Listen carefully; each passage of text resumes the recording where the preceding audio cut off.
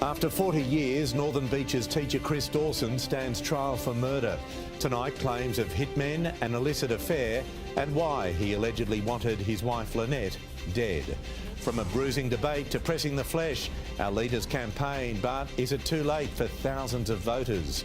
Breaking now, Russian President Vladimir Putin rallies thousands of troops in a chilling show of might in Red Square. Queues and chaos at Sydney Airport. Why aren't measures working to keep the lines moving? TV tough guy Dennis Waterman dead at 74. And is this the year of the eel?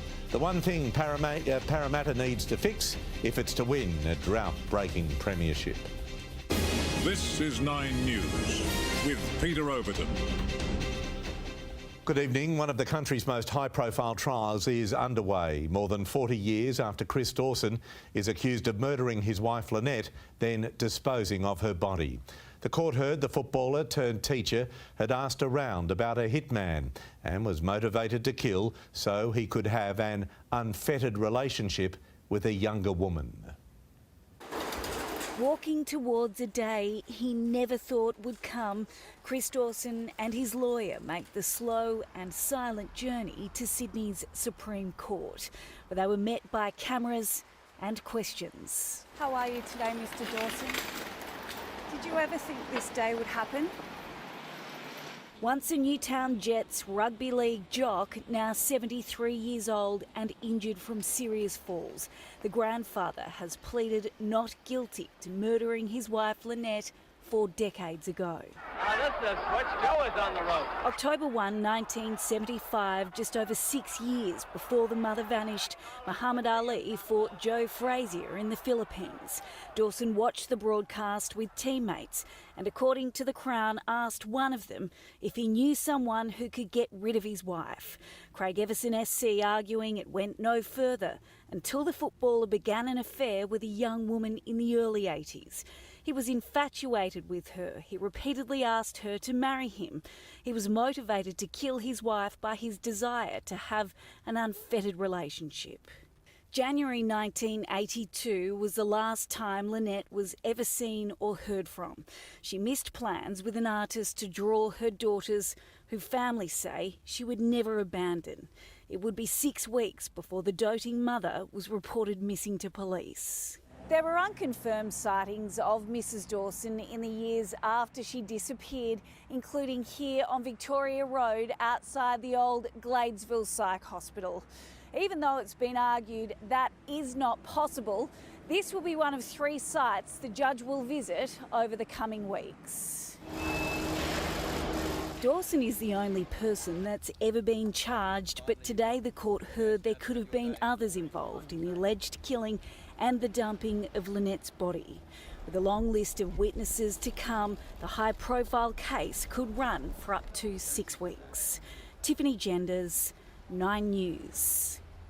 The gloves are well and truly off in the federal election campaign, with Prime Minister Scott Morrison and Opposition Leader Anthony Albanese clashing politically and personally during a fiery television debate. More than 1 million people tuned in for the showdown on 9, which brought big admissions from the pair. It was fast and sometimes furious. And I have no authority whatsoever. This is a very important point. I'm sorry. This is a very important point. 2 men in the fight of their political lives. Because what you want it's only 2 pages. That the cabinet it looks has a bit to like decide. That. There's nothing on it. But amid the sound and fury were telling moments. The opposition leader extracting a concession over the vaccine rollout. Do you now accept that indeed it was a race and you should have secured vaccines earlier? It was a race, Anthony, and we shouldn't have described it in those terms. Light was shed on Labor's ability to lift wages faster than inflation. So real wages will rise under Labor. Is that what you're promising? Our objective is to have real wage increases. And the coalition's capacity to keep a lid on power prices. What we can do is ensure that we've got reliable, affordable energy and we're not switching it off with the irresponsible targets to reduce emissions. Neither party intends to extend the cut to petrol excise. Neither can cut the cost cost of groceries. Both have sore points on character, and now both have a woman problem. Do you think that the issue of the treatment of women within Parliament has been resolved? We need to do what we need to do together to make the Parliament a safer place for women. Why won't you launch an investigation specifically into the treatment of the late Senator Kimberley Kitching? Well, Kimberley Kitching's death is a tragedy. The two went to war over China. When I was a minister, we put US Marines into Darwin. When you've been a minister, we've had the port of Darwin sold to a company connected with the Chinese Communist Not Party. by the Commonwealth government. With You've your been tick-off, telling this lie for your some party time. with your tick-off, you allowed it to happen. No, we didn't. The federal government had absolutely no authority over that sale whatsoever. How many times has Richard Marles met with the Chinese ambassador in Australia? He's your deputy leader. That is just an outrageous I'm just slur. asking you. And both had their moments. You've been hiding in the bushes. Small rubbish. target, Okay, big risk. There are four words Mr. you'll Albanese. never hear from me. That's not my job. Today, the pair were back on the campaign trail. Scott Morrison in the New South Wales town of Nowra, again parading his national security credentials with a pledge of more than $8 billion for a fleet of 42 new helicopters. Gosh, yeah, here we go. Anthony Albanese was mobbed on a visit to his old Sydney school. He came with a promise to lift teaching standards by paying 5,000 high-achieving students a bursary of up to $12,000 a year to study to be teachers, and felt he heard an omen in the winds. Well, thanks very much for joining us.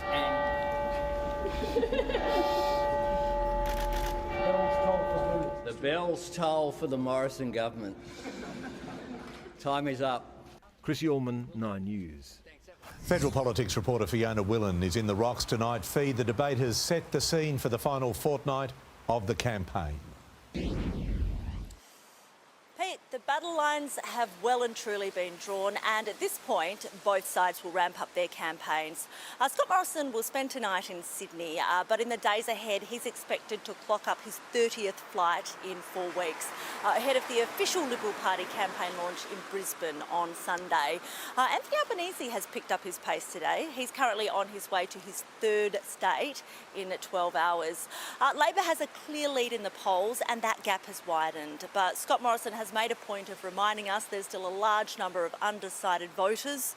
In order for him to win, he would need to pick up most of those undecided votes in the next 12 days. Pete? Fee, thank you. There's 2 weeks of campaigning left, but voting is already underway tonight in the federal election. Hundreds of early voting stations are now open across the country, but there are strict rules as to who can cast their ballot before May 21. Forget election day, this is the start of election fortnight. And the queues in Penrith show voters in Lindsay have made up their minds well ahead of time. Green here, white here. Early voting opened across the country today. I'll go to vote and I'm glad I can. Hundreds of polling places, like here in Paddington, largely for our convenience. I've just come out of hospital and I have to go away down the south coast when I'll be there on election day. Early voting is not strictly allowed for everybody. There's some really formal eligibility criteria, but really, if you can't make it for travel, illness, scheduled medical appointments, those are the sort of reasons. But with nobody checking, the Electoral Commission says they're expecting half of the more than 17 million Australians eligible to vote to do it before election day. I'd really encourage people, if you can make it on election day, that's when you should be voting. 400,000 Australians have already voted via the post, and for the first time ever, some will lodge one over the phone. There will be a service available for a really restricted cohort of Australians, people who test positive to COVID in the last 3 days of the election period. It's telephone voting, but the wait on the line will probably be bigger than the queue at your local polling place, so it's certainly not a convenience measure. For the next 2 weeks, the only days pre-poll is shut is Sunday, so these volunteers will be out rain, hail or shine, trying to get their candidate up the best way they can. And with so many votes being cast between now and election day, it will go a long way to determining our next Prime Minister. Chris O'Keefe, 9 News. Well, let's go to breaking news. Extraordinary pictures are emerging from Russia as we go to air tonight. Thousands of troops marching in Red Square in Moscow to celebrate the 77th anniversary of the Soviets' victory over Nazi Germany. There was no major announcement in President Vladimir Putin's speech, as many had anticipated. But he attempted again to justify Russia's invasion of Ukraine, saying the West was preparing for an invasion of our land. За Россию! За победу! Ура!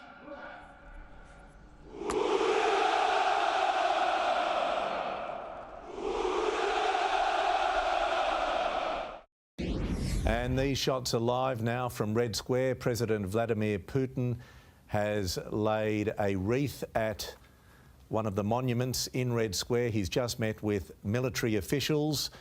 Parades take place in 28 Russian cities involving 65,000 people to celebrate the Soviet Union's victory over Nazi Germany in the Second World War.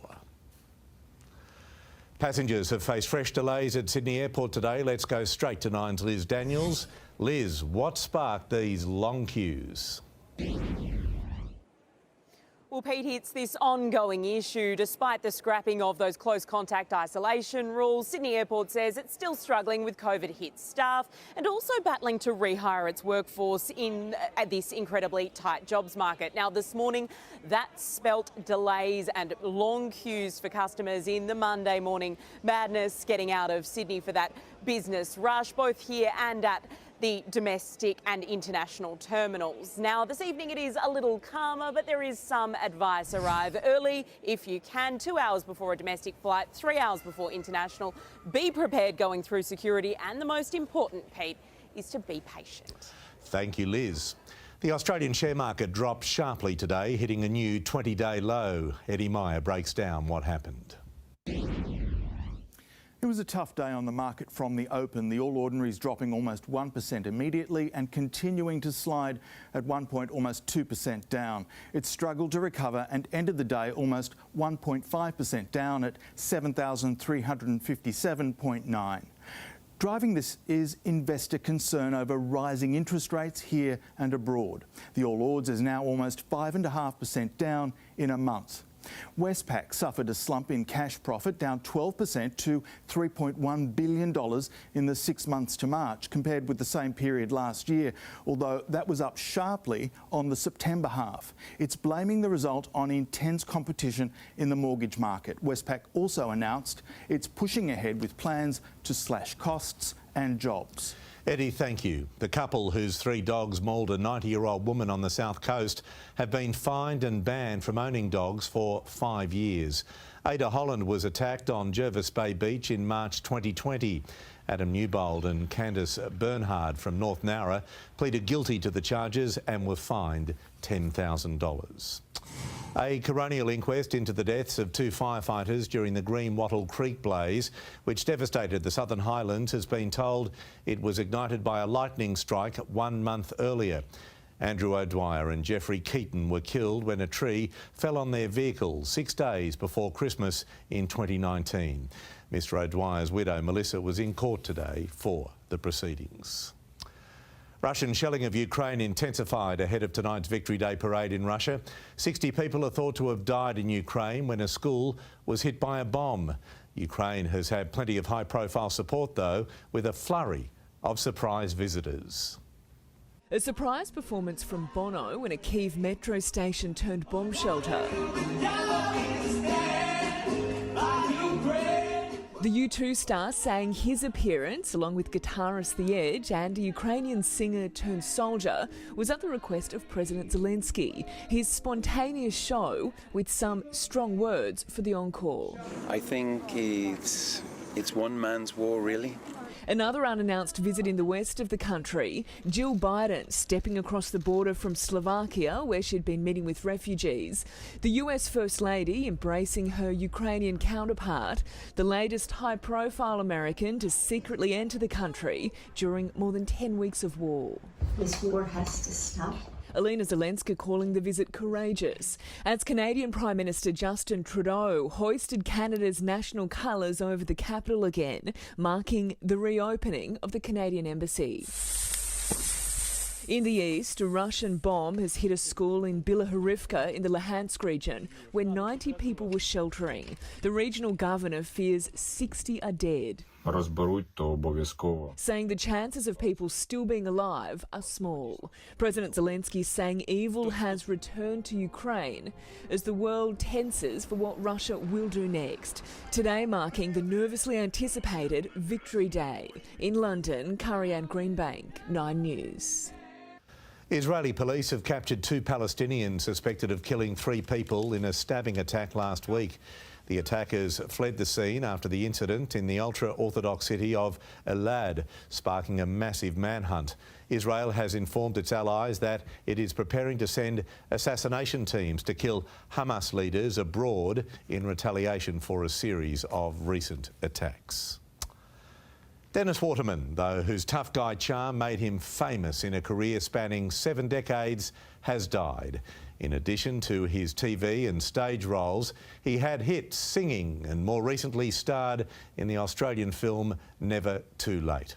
But it was his role in the TV series Minder that made him a household name.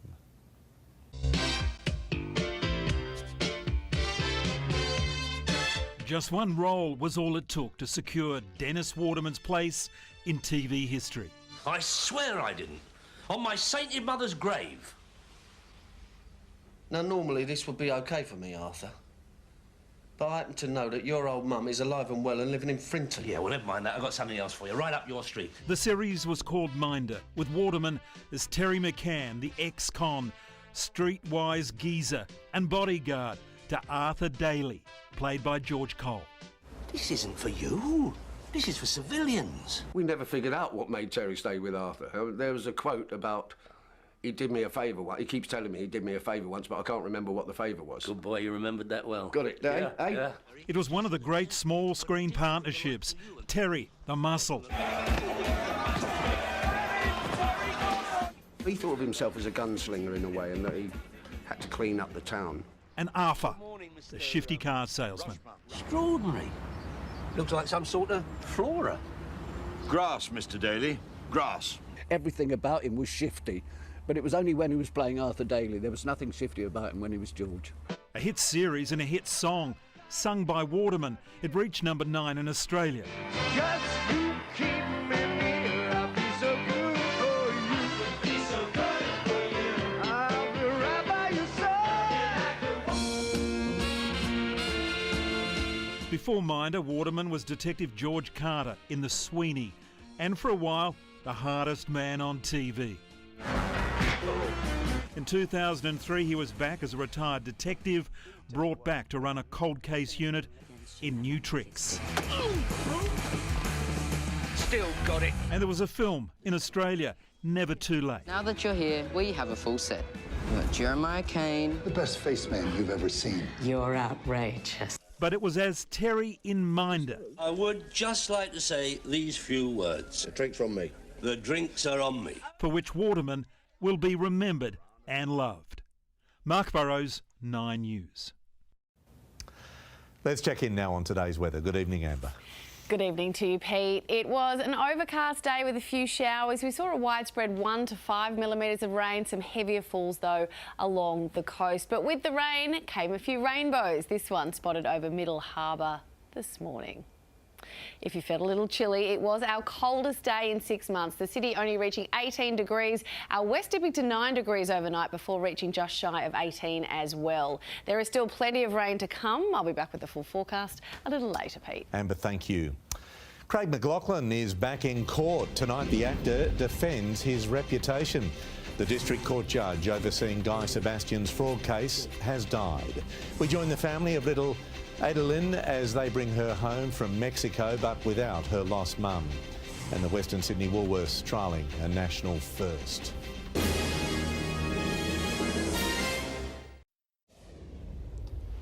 High-profile Judge Peter Zara has sadly died after suffering a stroke just days into the trial involving singer Guy Sebastian and his former manager Titus Day.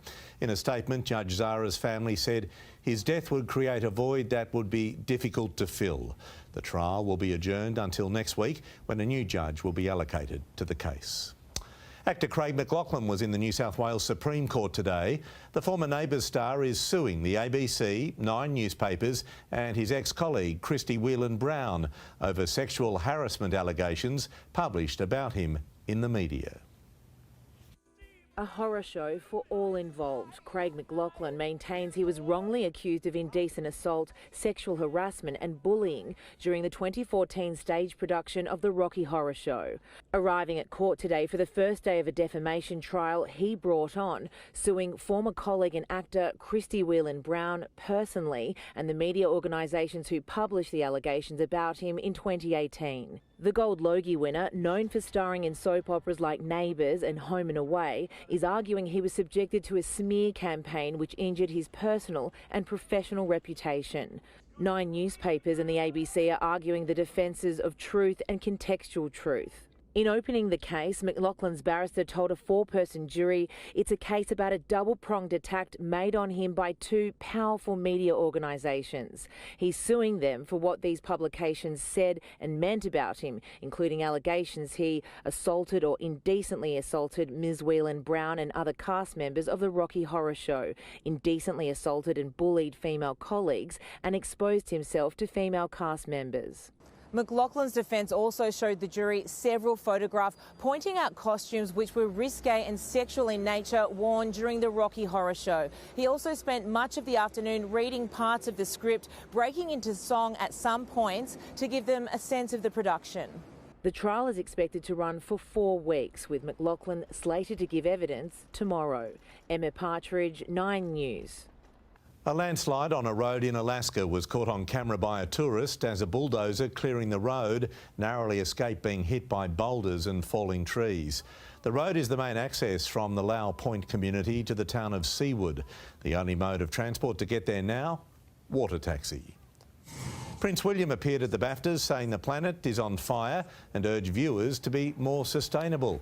In a video message, he also praised television for raising awareness on green issues. Writers and producers are playing a unique role in ensuring the future of our planet is something that we all want to talk about. Organisers were disappointed the Prince, who is president of the BAFTAs, did not show up in person. A picture tells 1,000 words and, in Melissa Caddick's case, thousands of dollars. Next, the battle to recoup lost dollars for her innocent victims. A dictator father and a mother with 3,000 pairs of shoes.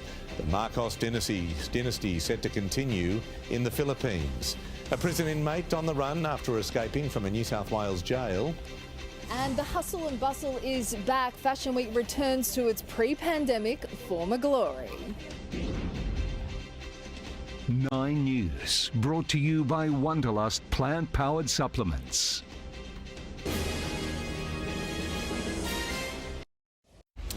A battle now looms over who will benefit from the sale of Melissa Caddick's Dover Heights multi-million-dollar mansion.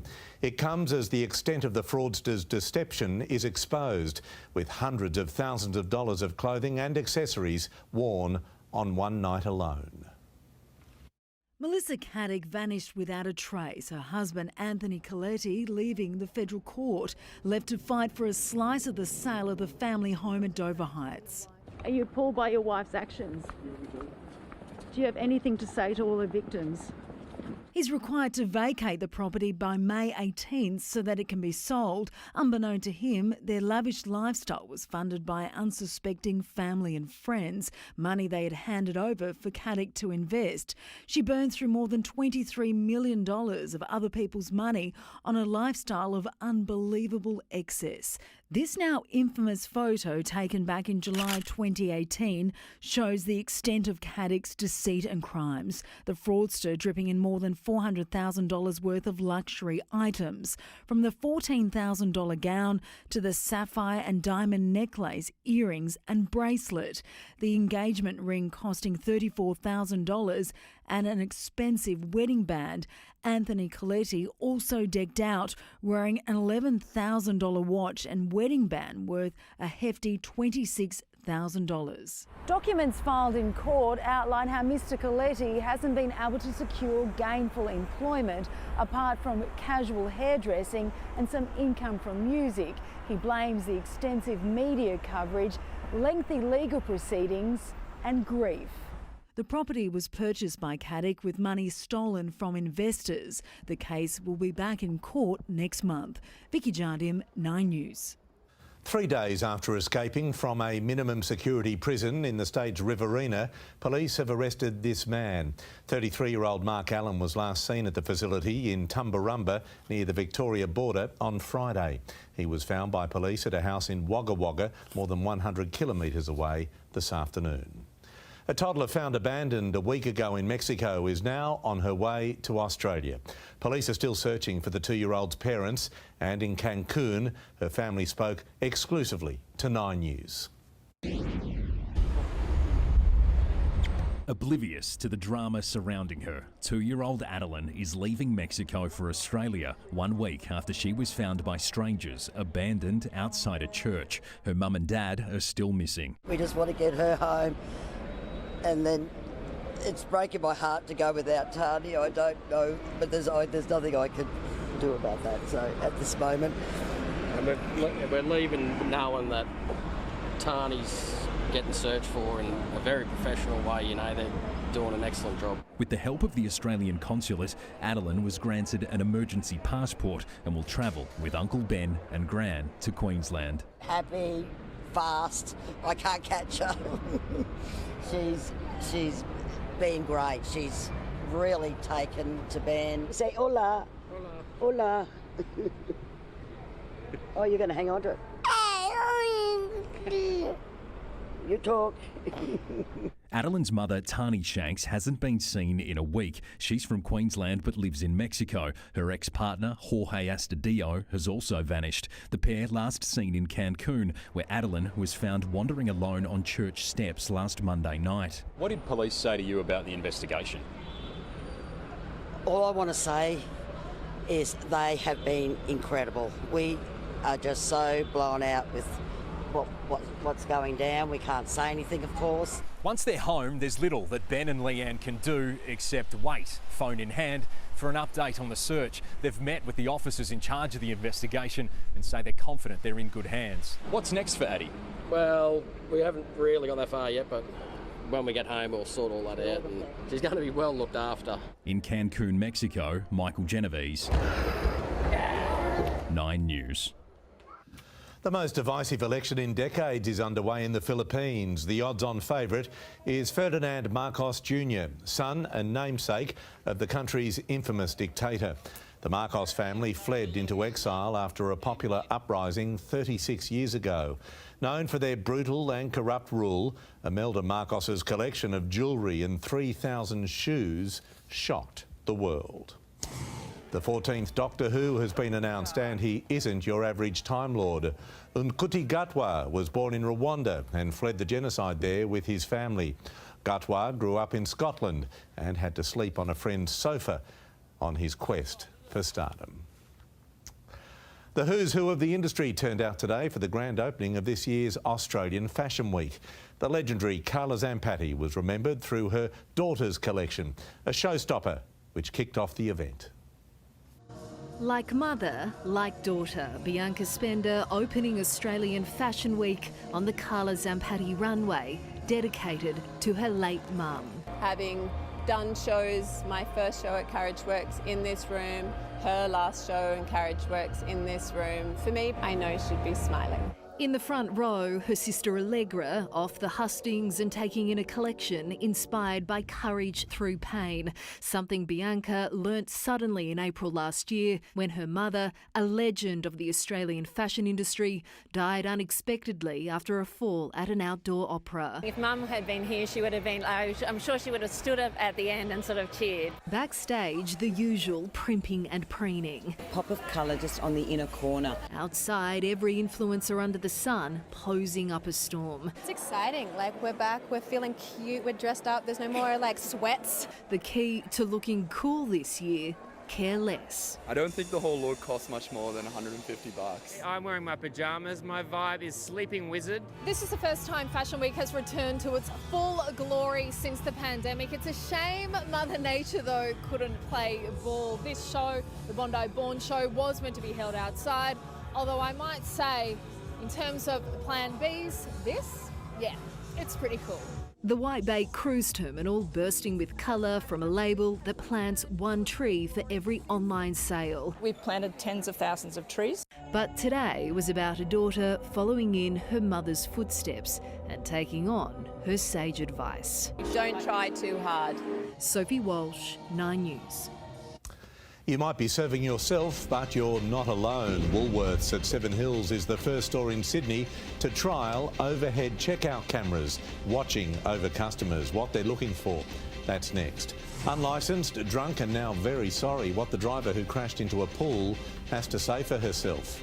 James, could the Eels win it all this season? Pete, they are starting to believe it. They've downed the Panthers and the Storm this year. Coming up, the Eels explain why this could be the season they break their premiership drought.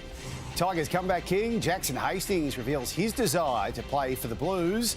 Plus, how Sam Kerr spectacularly delivered Chelsea another title. And it might be wet, but at least it is going to warm up a little. I'll have your forecast soon. Radical plan for Sydney's roads that could cost Sydney drivers thousands. The further you drive, the more you pay. Extra charges for travelling at peak times and 30 km/h speed limits across Sydney. What these Leith government plans mean for you. A 9 News exclusive report tomorrow. Could this be the year of the Eel? The belief in Parramatta is on the rise after their upset win over the Panthers, which means they've now beaten Penrith and Melbourne this season. But there's one thing the side knows they need to fix before they think about a drought-breaking premiership, and it begins with the Roosters this Sunday. They've become the big game specialists who say they have what it takes to be crowned premiers. I think you can go all the way. It's just a matter of we've got to do it every week. It's we can't just be on one week and off the other. So it's like I said, it's been consistent each week. With wins over the top of the table Storm and second place Panthers, confidence is sky high. But replicating those performances against lower placed teams is now the focus. We're still learning as a team to know when we are playing good football. It's just to stick to that game plan and don't get bored of it. So. It's pretty simple, but it's a matter of doing it every week and doing it consistently for the whole year. Heading into their win over Penrith, the Eels had one of their worst preparations ever. With a host of players missing the week of training, Campbell Gillard suggests that's no coincidence. Well, every time I haven't trained, we've won and come out and had a good performance. At the other end of the ladder, the Bulldogs admit their clash against the bottom of the table Knights is a must-win game for the side. Yeah, it's massive. We need a win, especially coming off that disappointing loss. I thought, the game was there for us to win, but we just didn't do ourselves any favours. And the Sharks will be down on troops against the Raiders this weekend. They are considering arguing for a downgrade for Will Kennedy, who's facing up to 3 matches on the sideline for his high shot on Reece Walsh. Jesse Ramian could also miss up to 4 weeks for this high tackle on Ewan Aitken. Danica Mason, 9 News. The Rabbitohs have a new Cody, signing halfback Cody Nikorima from the Warriors with immediate effect on a deal that runs until the end of next year. He trained really well actually today, and he's a skillful little player, and I've always, respected what he's been able to do on the footy field from an opposition point of view. Nikorima could line up against his former club when the Rabbitohs face the Warriors in Magic Round this Saturday afternoon. Well, once unwanted in the NRL, now Tiger Jackson Hastings has more options than he knows what to do with. He's eligible to play for England at the World Cup at the end of the year, but he is also having a sneaking desire to pull on a blue jersey come Origin. It's easy to see Jackson Hastings is a happy man. He's happiest because he's a better man in a better place. I guess the key is for you to take advantage of all that support you're getting from everywhere as well. Yeah, definitely embrace it, take it all in and just know that I am loved. I suppose 4 years ago I didn't feel love from anywhere, and I just got pushed to the outside and just was on my own in this lonely sort of dark spot that I couldn't get out of. So I have turned a corner and I'm just really happy to be here playing good football. Hastings wants more than that, but he's careful about saying it. He's already played for Great Britain and now he has a greater ambition. England, do you want to play for them World Cup? Depends if I get picked, I guess. I don't know. The door's open. I'm eligible. That's sort of taken out of my hands. I've got a few goals there, Danny. I am still eligible to play for New South Wales because it wasn't officially England. So wherever the world sort of takes me, I'll just ride the wave. You know, I'm not pushing my eggs into any basket in particular. I want to play good football for the Tigers and win games for them. And whatever comes off the back of that will come off the back of that. You've done your research. You try to get me with a trick question and I straight bat. Because you've played Great Britain and not England, you can play New South Wales. Yeah, that's correct, yeah. That's pretty cool. You're trying to get me with something that I don't want to answer, but yeah, it is pretty cool. And Hastings revealed a secret part to his rebirth, the influence of Wayne Bennett, who coached him when he played for Great Britain. To be coached by Wayne was something that, you know, every kid dreams of. He's the master coach, he's the best in the business, and he taught me a hell of a lot. He taught me probably more away from the field than on the field, and that's obviously what he's known best at. He gets the best out of people, and he taught me a lot of life lessons that I'll keep close to my chest, Danny, so don't ask. Danny Weidler, 9 News. Well, there's plenty of feeling in Paul Gallen's next fight. The heavyweight storming out of today's press conference, but not before giving a spray to his opponent, Chris Dawson. So I'm not going to sit here for one more minute and promote him, but I've got one thing to say before I go. It's going to be ugly, it's going to be a street fight, and I'm going to bash you. I'm not here to promote you for one more second. Yes, Gallen will get his chance on Wednesday night. It is advantage Manchester City in the Premier League title race. The defending champions thrashing Newcastle 5-0 to move 3 points clear of Liverpool. Coach Pep Guardiola describing the world is cheering for the Reds to win, but he doesn't care. Arsenal strengthening its grip on fourth, beating Leeds 2-1, pushing them into the relegation zone. Still on football, and Chelsea has won the Women's Super League title, and it was all thanks to Sam Kerr, the Aussie superstar, pulling the Blues level in their match against Manchester United, only to outdo herself with the match winner. Her 2 stunning goals setting up the 4-2 win and the club's 3rd straight crown. It is game on in the NBA playoffs. The 76ers upstaging the Heat for a 116-108 win, levelling their best-of-7 series at 2-2. The Mavericks also tying up their series against the Suns, getting home by 10 points. And Miami was the centre of the sporting world this morning for the city's first ever Formula One race. But once the lights went out, only one man was in the spotlight, Max Verstappen, flying past both Ferraris to claim victory, given a police escort to the podium so he could raise his brand new trophy. Nice stuff. All happening in Miami, and 100% footy tonight. Paul Gallen, you saw there, very fired up to take on Danny Weidler and Phil Gould. It was good acting. It was very good acting. Yeah, good script. He knows how to sell a fight. Oh, dear. He'll be doing his best tonight, I imagine, on the show as well. Thank you, James. Cheers, Pete. Next on 9 News, double vision why there's a second security camera watching you scan your groceries. The Sydney chef cooking for Ukraine, how you can fill your heart and your stomach. And the toddler left behind on her daycare bus for 6 dreadful hours goes home.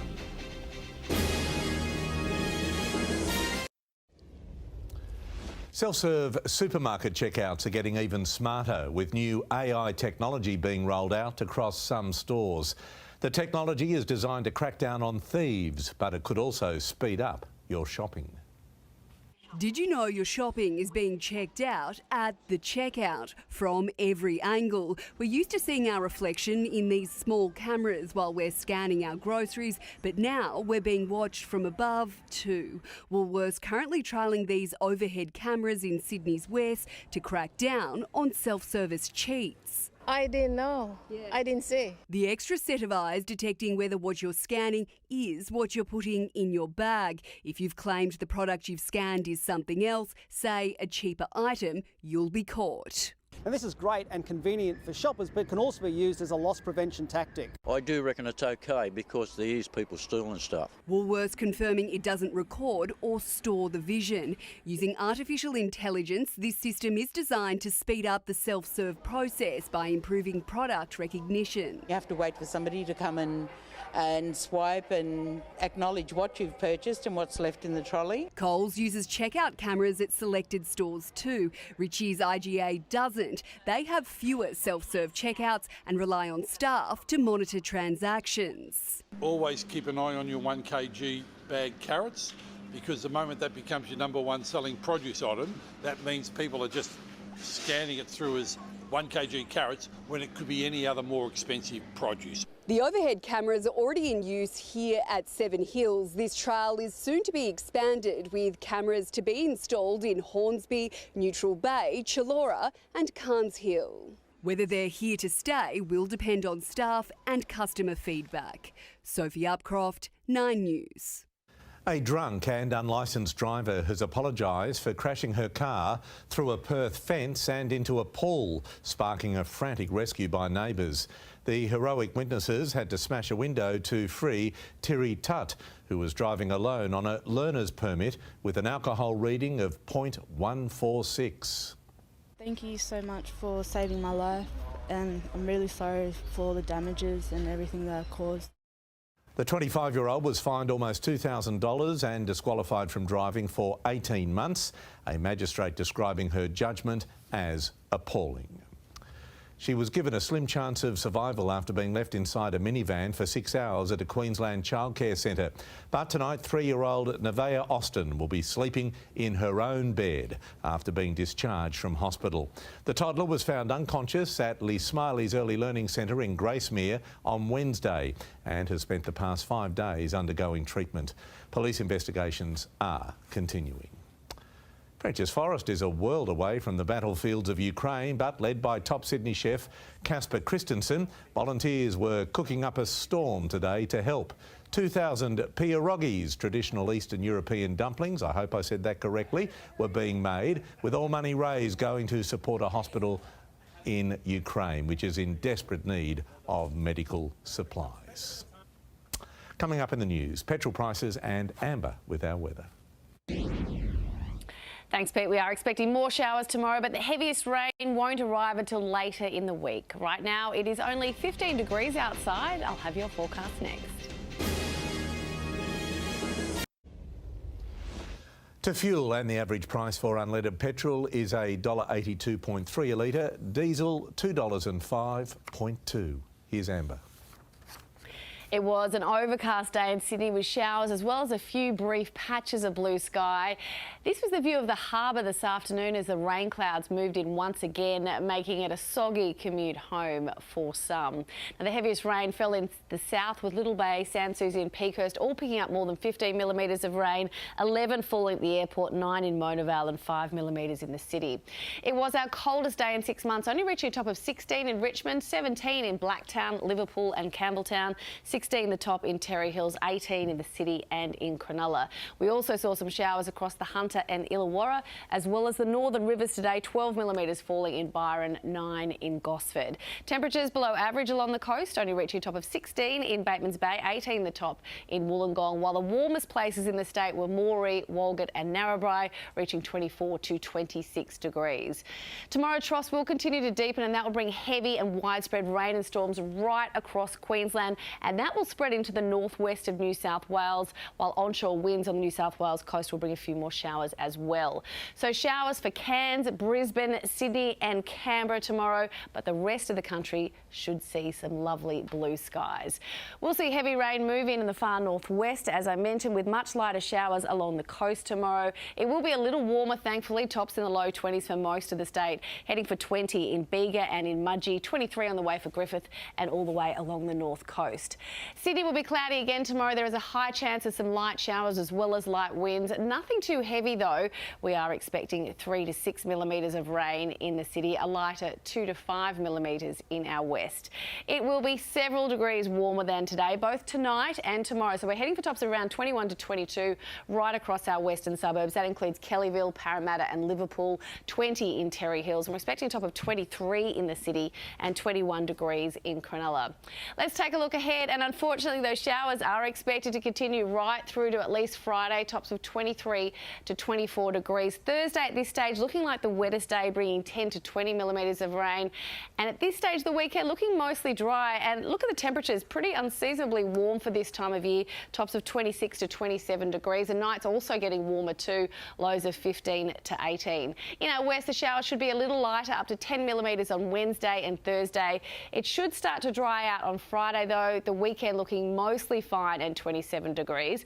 And after the past few nights, thankfully, it will feel a little milder. Those lows warming up, and we'll see them range from 13 to 17 degrees. Pete? Amber, thank you.